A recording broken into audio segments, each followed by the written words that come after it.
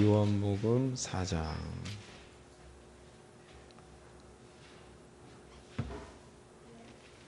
우리 1절부터 7절부터 10절까지 말씀을 같이 읽겠습니다. 7절로 10절 다 찾으셨죠? 같이 읽겠습니다. 시작. 사마리아 여자 하나가 물을 길러왔음에 예수께서 물을 좀 달라 하시니 이는 제자들이 먹을 것을 사러 동네에 들어갔음이러라. 사마리아 여자가 가로되 당신은 유대인으로서 어찌하여 사마리아 여자 나에게 물을 달라 하나이까 하니 이는 유대인이 사마리아인과 상종치 아니함이러라. 아멘. 오후 시간에는 요한복음 4장의 말씀을 통해 함께 은혜를 나누고자 합니다. 요한복음 4장은 우리가 잘 아는 말씀이죠. 사마리아 성 수가라는 동네의 한 여인과 예수님과의 만남입니다. 오늘 우리가 이 만남을 주목해 볼 텐데요. 너무 길어서 다 읽진 않았지만 일단 이제 중간중간에 저희가 읽을 텐데 예수님과의 대화의 그 흐름을 좀 여러분들이 잘 파악하셔야 돼요. 어디서부터 시작돼서 어떻게 끝나고 있는지를 여러분이 잘 보셔야 이 본문에서 말씀하고 있는 하나님의 의도를 놓치지가 않습니다. 자, 먼저 4장 1절입니다. 4장 1절에 예수의 제자를 삼고 세례 주는 것이 요한보다 많다 하는 말을 바리새인이 들은 줄 주께서 아신지라. 예수께서 친히 세례를 주신 것이 아니요 제자들이 준 것이라. 유대를 떠나서 다시 갈릴리로 가실세. 지금 유대를 떠나서 갈릴리로 가시는데 원래 예수님의 목적지는 어디였어요? 유대에서 어디로 가신다고 하셨죠? 네, 갈릴리로 가신대요. 갈릴리. 근데 갈릴리로 가시는데 그 다음 절에 어디를 통과해서 가신대요? 네, 사마리아 성에 가세요. 사마리아 성. 그 중간에 동네 이름이 뭐예요? 수가라는 동네에 이르셨습니다. 그럼 이 사마리아 성은 이제 여러분들이 역사를 좀 아시겠지만 북이스라엘과 남유다로 나뉘는 시점이 언제죠? 솔로몬이 죽고 난 다음에 그의 아들 르호보암이 남유다. 그리고 솔로몬의 신하였던 여로보암이 북이스라엘의 왕이 되죠. 이때 나뉘어요. 그리고 복잡한 역사의 과정들이 있긴 하지만 남유다는 기원전 586년에 바벨론에 의해서 쫄딱 망하고 북이스라엘은 725년경인가가 망할 거예요. 거기가 아수르에 의해서 나라가 쫄딱 망합니다. 요때 아수르에 의해서 나라가 멸망당할 때에 북이스라엘의 수도 중심지가 어디였냐면 바로 사마리아 성이었어요. 요 아수르 왕이 북이스라엘을 멸망시키고 취한 방법이 뭐냐면 사마리아 성에 자기네 유대인으로 치면 이방 사람들을 여기다 강제로 이주시키고 이방 사람들과 강제로 결혼을 시켜버렸어요. 원래 유대인들은 자기 민족 위에 결혼하면 안 되죠. 자기 민족의 여인과 남편과 결혼을 해야 돼요. 근데 그것을 이 왕이 정확히 꿰뚫어 보고 얘네들을 아예 민족을 말살시키려고 우리 민족 말살 정책으로 한글도 없애고 예전에 그랬잖아요. 그거와 똑같은 방법으로 얘네들의 혈통을 어지럽혀 버려요. 그리고 사마리아 성에 그 혈통 이방인과 유대인과 속에서 나타난 사람들이 여기서 많이 거주하게 되죠.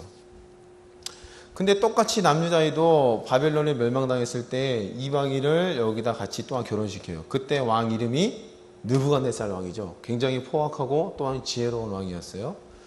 그런데 남유다는 나중에 때가 되어서 에스라 시대, 느헤미야 시대에 요렇게 섞여 있는 요 남유다 민족 가운데 섞여 있는 사람들을 다 원주민으로 보내버렸어요. 이걸 이제 소위 말하는 피가름? 이게 성경의 용어는 아니지만 피를 갈랐다. 가죽을 찢어버려서 이방인들과 결혼한 사람들을 원래도 보내버리고 순수의 혈통을 유지하도록 여기서 이제 작업을 했다는 거죠. 그게 성경에도 나옵니다.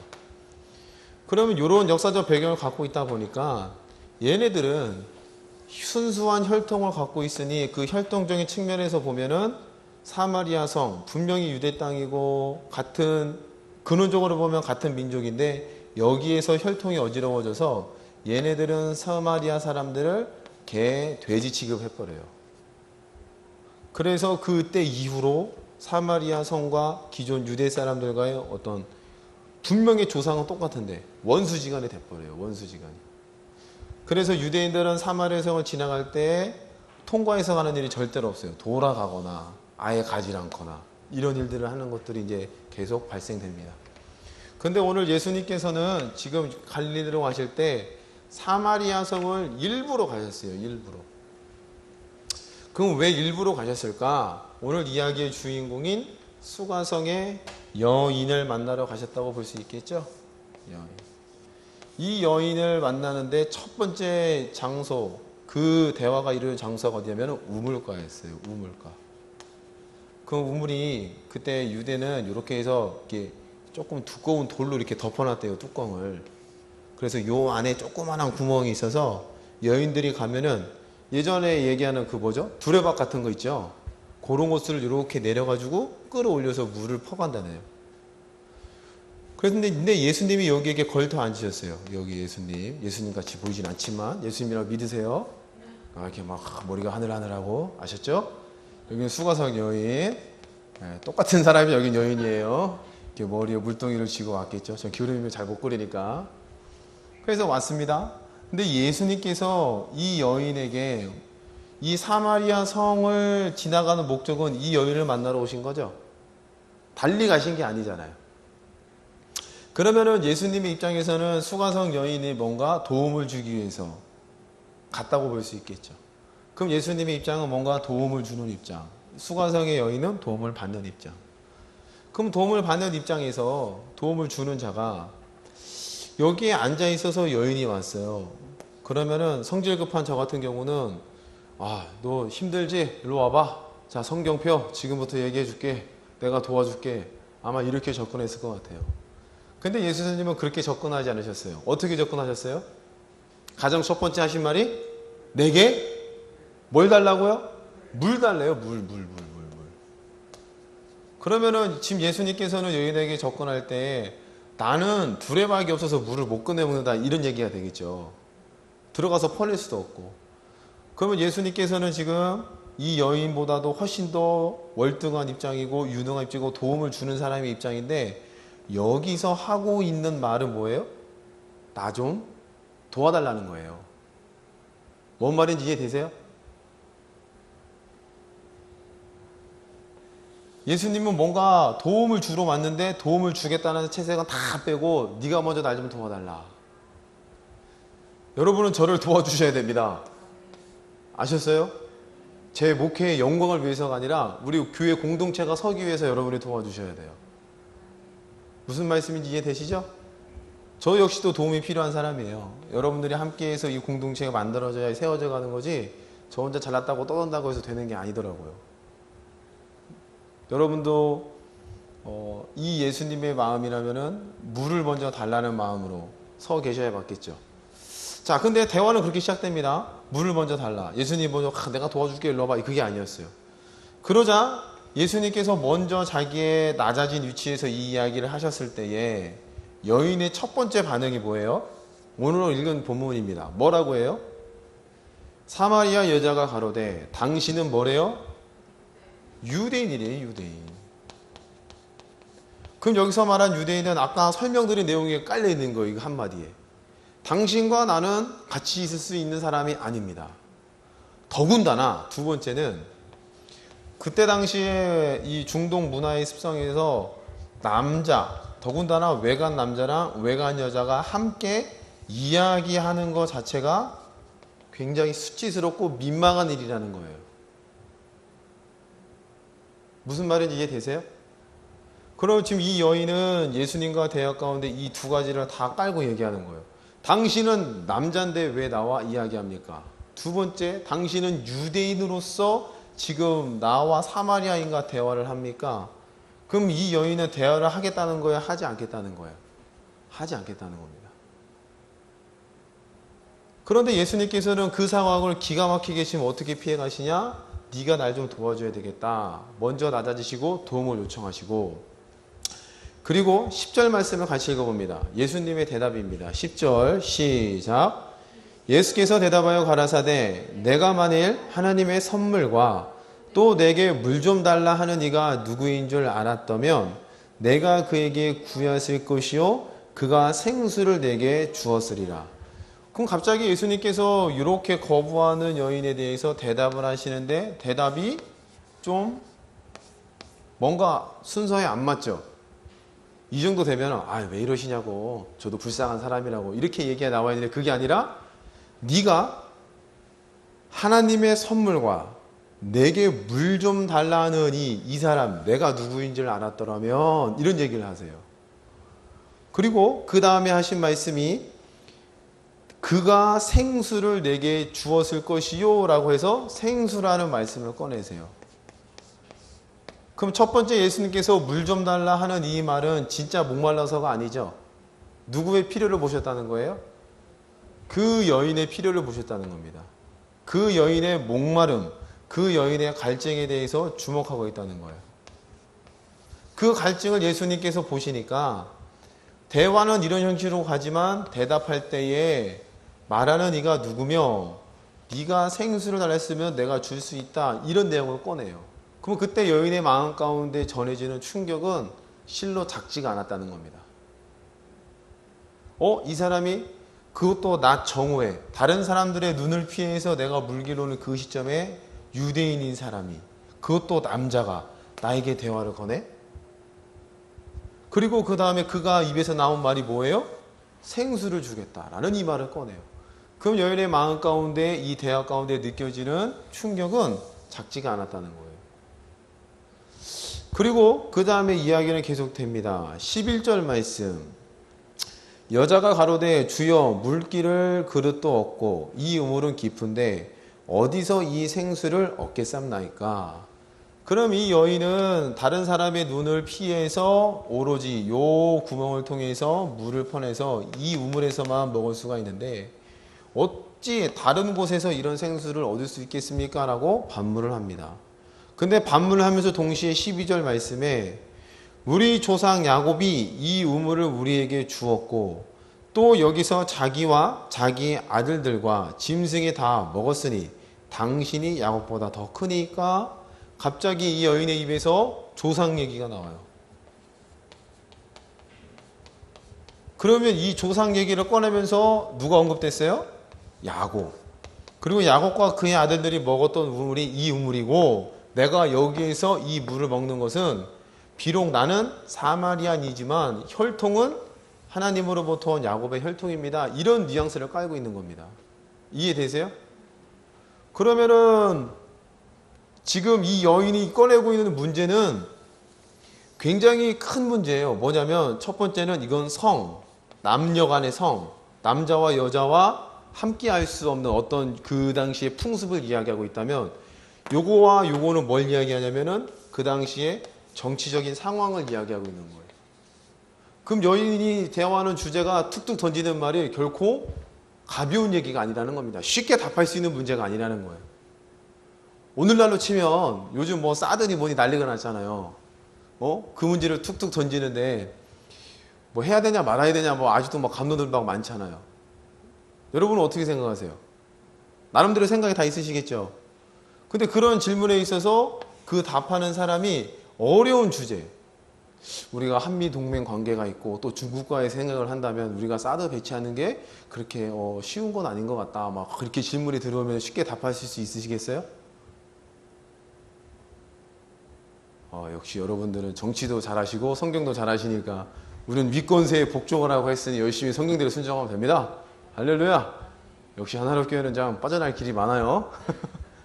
근데 이런 묵직한 질문에 들어오면 쉽게 답할 수가 없을 것 같아요.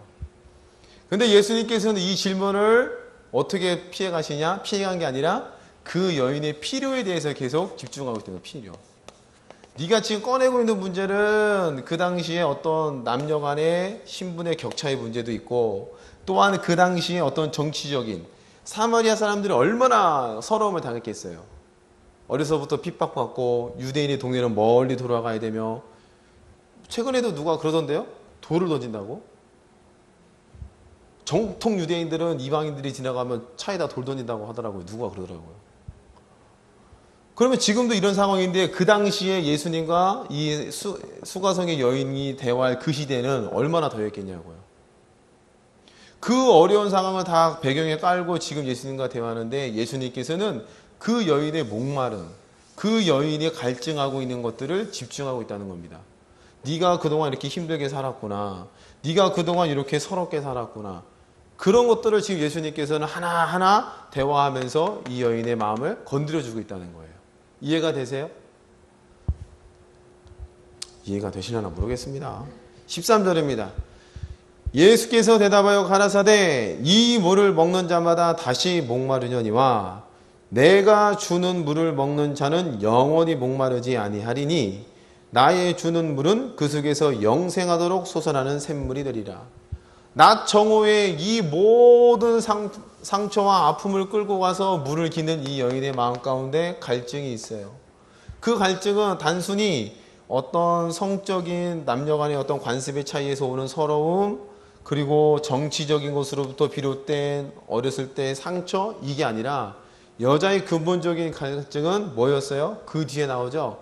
너 남편을 데려오너라. 네 남편이 5이 있었고 지금 있는 남편도 네 남편이 아니다 말씀하시죠. 그러면 그 여인의 갈증은 뭐였어요? 바로 씨가 없는, 자녀가 없는 갈증이 그 여인의 마음 가운데 깔려 있었다는 겁니다. 이 문제에 접근하기 위해서 예수님께서는 차근차근 이 여인과 대화하고 있다는 거예요. 감 잡히세요? 네. 그때 예수님께서 이 물, 네 조상들로 내려온 네가 지금 주장하고 있는 이 물은 먹어도 또 다시 사람의 눈을 피해서 다시 물을 들어와야 되지만 내가 주는 물은 다시 들어올 필요가 있대요, 없대요?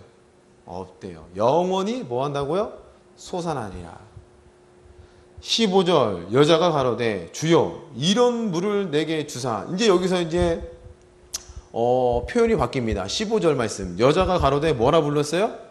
이제는 주요, 주요. 뭔가 지금 여자의 마음이 점점 열리고 있죠. 맨 처음에 뭐래요? 유대인. 그 다음에 남자. 그런데 툭툭툭 말을 던져보니 목마르지 않는 샘물을 준대요. 그랬더니만 이 여인이 뭔가 마음에 변화가 있었다는 거죠. 그래서 그 남자를 향해서 뭐라 불러요? 주여. 그럼 이 여인의 시각이 바뀌었다는 거예요. 그냥 보통의 유대인의 남자, 우리를 괴롭혔던 유대인의 신분의 남자가 아니라 이제는 뭔가 저 사람이 선지자와 같구나. 저 사람이 뭔가 종교적으로 알고 있는 사람이구나 라는 정도까지 올라갔다는 거예요. 감 잡히세요? 여인의 마음이 지금 세밀하게 바뀌고 있다는 거예요. 그때 여자가 주여 그러면은 나에게 다시는 이 대낮에 물을 길러오지 않을 만한 물을 내게도 주세요 라고 지금 요청을 합니다. 그 요청을 했을 때 주님께서 핵심 질문을 합니다. 내 남편을 뭐래요? 불러와라. 드디어 예수님께서 도움을 주고 싶은 부분을 발견한 거예요. 이 문제에 접근하는 데 있어서 한 번에 가지 않으셨다는 겁니다. 그 여인이 핑계대고 그 여인이 벽을 쌓고 있지만 그 껍질 안에 그 여인의 속마음을 이제서야 이제 드러내시는 거예요. 그 속마음은 뭐예요? 씨가 없는, 자손이 없는. 내 남편을 데려오라. 17절 여자가 대답하여 가로되 나는 남편이 없나이다. 예수께서 가라사대 내가 남편이 없다는 말이 옳도다. 이것도 예수님께서는 알고 계셨어요. 내가 남편 5이 있었으나 지금 있는 자는 내 남편이 아니니 내 말이 참되도다. 그러면 지금 이 여인의 어떤 아픔, 가슴 아픈 상처를 툭 건드니까 그 다음에 여인의 입에서 쏟아져 나오는 말이 뭐냐면 이런 말을 합니다. 19절 여자가 가로되 주여 내가 보니 뭐래요? 이제는 선지자래요. 아까는 선생님 정도 되겠지만 이제는 뭐예요? 선지자. 그럼 옛날에 선지자는 하나님의 말씀을 대언하는 자로서 어떤 신비한 능력도 많이 행했잖아요. 엘리야 선지자, 엘리사 선지자. 그럼 자기의 형편과 처지를 꿰뚫어 보니까 이 지금 사마리아 여인이 이 사람을 선지자로 인정하고 있다는 겁니다. 그러면은 이 여인의 마음 가운데 원래 깔린 배경에는 뭐가 깔려 있냐면 하나님의 율법이 지금 깔려 있는 거죠. 구약의 역사를 알고 있잖아요. 이 우물은 누구 거다고요? 그러면 나 역시도 비록 사마리아 사람이지만은 근본적으로는 유대, 이 민족에 속하는 동일한 사람이다라는 것도 알고 있어요. 그리고 지금 그 예수님을 향해서 주여라고 해서 명칭이 뭘로 바뀌었어요? 선지자. 그럼 여인의 마음 배경에게는 뭐가 깔려있냐면 율법이 깔려있다는 겁니다. 그럼 남편 5명 있다는 이 남편 이야기도 역시 이 여인은 율법에 의해서 남편이 5이 있었겠죠. 어떤 이유인지 모르겠지만 첫째 남편과 결혼을 했는데 씨가 없어요. 그 당시에 이혼은 되게 쉬웠대요. 유대인들의 이혼은 어땠냐면 예전에도 우리 과거에 조선시대에 그랬다면서요. 칠거지하로 해서 꼬투리 잡아서 쫓아보내고 세색시 드리고. 유대인도 똑같이 이혼이 그렇게 쉬웠답니다. 왜냐하면 주도권이 누구에 있냐면 남자에게 있었어요. 그리고 남자가 이혼하려면은 정당한 어떤 꼬투리를 잡더라도 뭘 써줘야 되냐면은 이혼 증서를 꼭 써줘야 돼요. 이혼 증서가 있어서 이혼하면 이 여자는 다른 사람과 재혼해도 괜찮아요. 그런데 남자가 나쁜 마음을 먹고 그냥 쫓아내버려요. 이혼 증서 없이. 그럼 이 여자는 법적으로 다른 사람과 재혼을 할 수가 있어요? 없어요? 없다는 겁니다. 그래서 여자가 그렇게 상처를 많이 받고 여자가 괄시받고 힘든 시대가 바로 그때였다는 거예요. 그러면 이 당시도 남편이 5이었다. 죽었는지 살았는지는 모르겠어요. 근데 이 연희의 아이를 못 낳으니까 쫓겨날 수도 있겠죠. 그러니까 여러 가지 복잡한 상처와 아픔들이 이 여인에게는 지금 누적되어 있다는 거예요. 그 상처들을 갖고 있는 그 여인에게 이 5명의 남편이라는 것은 음란해서 남편을 자주 바꿨다가 아니라 자기는 뭘 얻고 싶어요? 자녀의 씨를 얻고 싶어요. 그것도 율법적으로. 그래서 이혼하고 또 결혼하고 이혼하고 또 결혼하고 이혼하고 이런 거로 되풀이했다는 거죠. 그러므로 여인의 마음 가운데 깔려있는 것은 뭐가 깔려있냐면 율법이 깔려있다는 겁니다. 그리고 그 율법이 깔린 것을 가지고 예수님께서 너의 그 상처를 건들기 시작하는데 그때 여인의 마음이 요동치기 시작했어요. 그 요동친 결과가 뭐냐? 19절 말씀입니다. 여자가 가로되 주여 내가 보니 선지자로소이다. 우리 조상들은 이 산에서 예배하였는데 당신들의 말은 예배할 곳이 예루살렘에 있다 하더이다. 이것도 구약 성경을 모르면 할 수 있는 말이 아니라는 거예요. 21절 예수께서 가라사대 여자여 내 말을 믿으라. 이 산에서도 말고 예루살렘에서도 말고 너희가 아버지께 예배할 때가 이르리라. 너희는 알지 못하는 것을 예배하고 우리는 아는 것을 예배하노니 이는 구원이 유대인에게서 남이니라. 아버지께 참으로 예배하는 자들은 신령과 진정으로 예배할 때가 오나니 곧 이때라. 지금 이 산에서 저 산도 아니라 신령과 진정으로 예배할 때가 진짜로 예배하는 거다라고 예수님께서 다시 알려주고 계세요. 24절 하나님은 영이시니 예배하는 자가 신령과 진정으로 예배할지니라. 25절 여자의 호칭이 또 바뀌어요. 여자가 가로되 뭐래요? 메시아 곧 그리스도라 하는 이가 오실 줄을 내가 아노니 했으니까 또 뭐가 깔려있는 거예요? 율법. 그 다음에 예수님이 뭐래요? 내가 바로 그 사람이다 라고 이야기해요.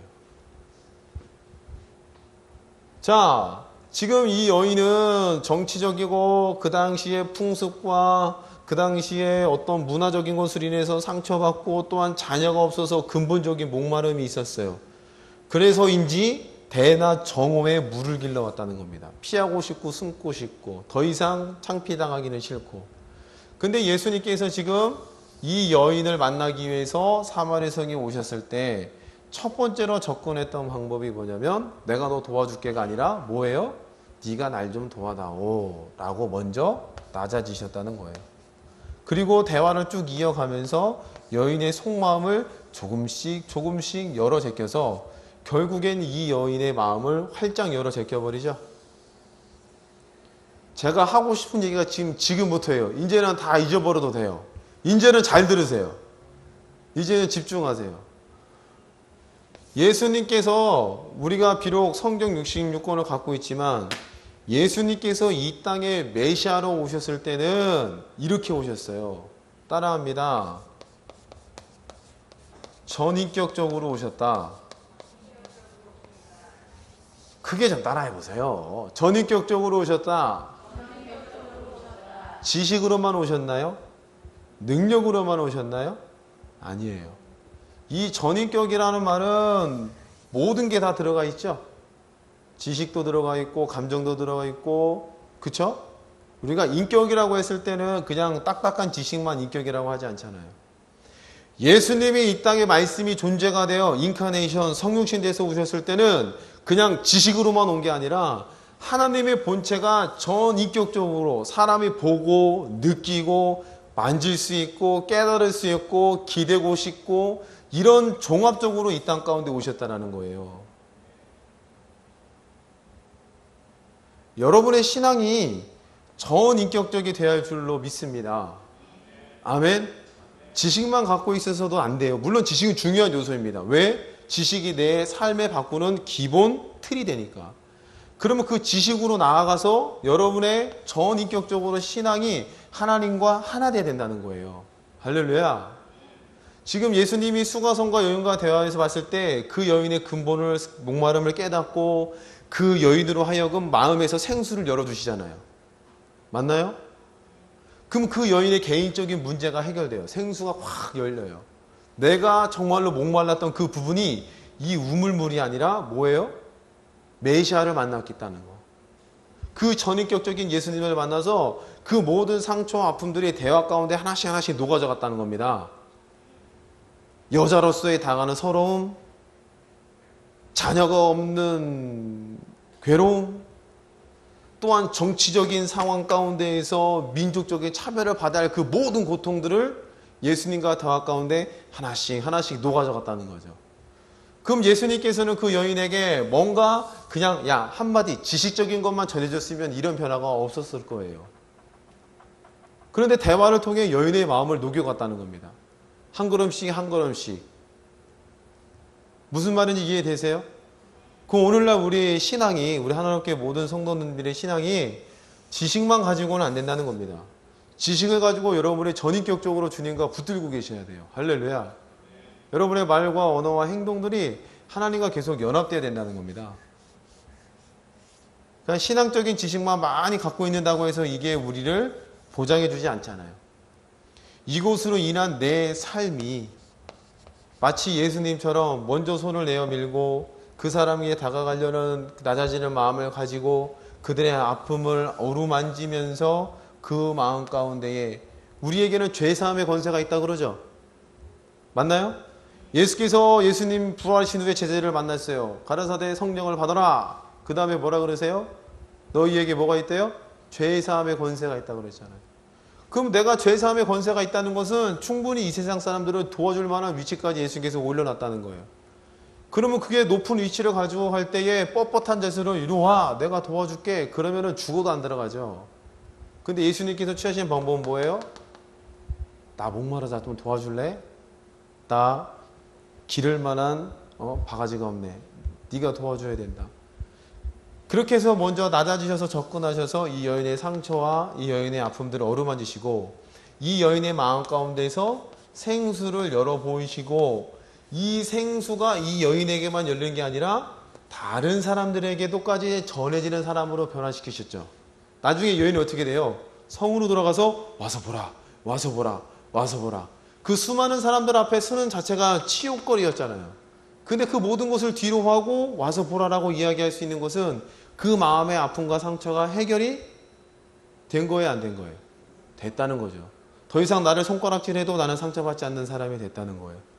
그러므로 예수님께서 그 여인에게 일부러 찾아가셔서 도움 줄 때에 전인격적으로 여인을 만나 주셨다는 겁니다. 우리가 복음 전도할 때요, 길거리 전도하면은 이런 시간은 없죠. 우리의 뭐 인격을 보여줄 만한 시간도 없잖아요. 그렇죠? 주기 바빠요. 사람들 재밌더라고요. 음료수를 잘 안 받아가도 물드시러 꼭 와서 되받아가요. 그게 사람들의 습성인 건가 봐요. 자, 그럼 그렇게 복음을 전하는 것도 필요하지만 여러분의 삶의 자리로 돌아가셔서 비록 물티슈는 안 주고 음료수는 주지 않고 전도지 한 장 내밀지 않더라도 내가 만나는 사람들에게 내가 전인격적으로 다가갈 수 있는 마음가짐이 준비되어 있다면 여러분의 말과 삶과 여러분의 보듬음을 통해서 뭐가 증거되겠어요? 그렇죠. 복음이 증거돼서 생수가 열린다는 겁니다. 그리고 한 사람의 마음이 활짝 열리게 되면 그 사람이 또 다른 사람들을 열리게 하는 일들을 하겠죠. 아멘. 그러니까 여러분들이 이 전인격적 신앙을 좀 잘 깊이 고민해 보시기를 바랍니다.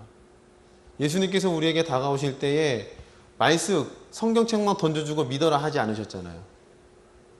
그걸 성경으로 기록해서 우리에게 준 건 은혜인데 원래 이 계시가 올 때는 예수님 인격체로 오신 거예요. 하나님 우리에게 그렇게 다가와 주셨다라는 겁니다. 그럼 우리도 다른 사람에게 다가갈 때 역시도 이 복음을 가지고 어떻게 다가가야 돼요? 전인격적으로 다가가야 된다는 겁니다. 그들의 마음과 그들의 상처와 그들의 필요를 알고 그리고 그들에게 어떻게 하면 생수가 열릴까 충분히 고민하면서 내가 가진 이 은혜와 사랑을 좀 같이 누리게 하고 섬기고 싶은 마음. 무슨 말씀인지 이해되셨어요? 그런 믿음과 자세로 나간다면은 여러분의 주위에 있는 사람들이 이 수가성의 여인처럼 마음문이 차츰차츰 하나씩 열려서 급기야 그들의 입의 고백 가운데 당신을 통해서 내가 메시아를 만났습니다. 내가 당신을 통해서 알았지만 이제는 내가 봐서 알았습니다. 라고 이 마을 사람들처럼 태도가 바뀔 줄로 믿습니다. 그렇게 해서 여러분들의 삶 가운데 전인격적으로 복음을 증거해야 되기를 주님의 이름으로 축복합니다. 아멘. 계시라고 해서 지식, 성경 이거만 달달달 외운다는 게 그래서는 안 돼요. 무슨 말인지 이해되셨어요?